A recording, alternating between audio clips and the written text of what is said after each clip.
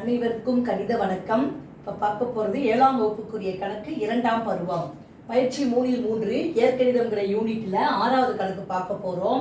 பின்வரும் கோவைகளை கூட்டி அதன் படியை காண்க அப்படின்னு சொல்லி கொடுத்துருக்காங்க. ஃபஸ்ட்டு நம்ம கொடுக்கப்பட்ட கோவைகளை ஃபஸ்ட்டு கூட்டிக்கிறோம், அப்புறம் படி எவ்வளவு அப்படிங்கிறத நம்ம பார்க்க போகிறோம். இப்போ கொடுக்கப்பட்ட கணக்கு என்ன? K square minus 25k plus 46. இப்போ என்ன பண்ண போகிறோம்? இந்த ப்ராக்கெட்டை ரிமூவ் பண்ண போகிறோம். இந்த குறியீடால பெருக்கி போட போகிறோம். ப்ளஸ் இன்ட்டு ப்ளஸ் ப்ளஸ் தான் 23. ப்ளஸ்ஸையும் மைனஸையும் பெருக்கினால் மைனஸ் 2k ஸ்கொயர். அடுத்து ப்ளஸ்ஸையும் பெருக்கினால் ப்ளஸ் 21k. இப்போ அடுத்த ஸ்டெப் நம்ம என்ன செய்ய போகிறோம்? ஒத்த உறுப்புகளை கூட்டி போட போகிறோம்.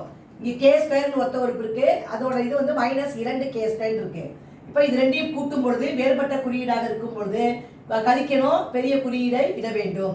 2ல் 1 போனால் 1, அப்போ மைனஸ் கே ஸ்கொயர்.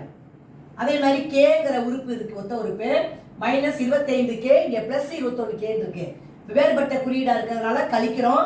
25ல் 21 கழித்தால் 4, பெரிய எண்ணிற்குரிய குறியீடு மைனஸ் 4k.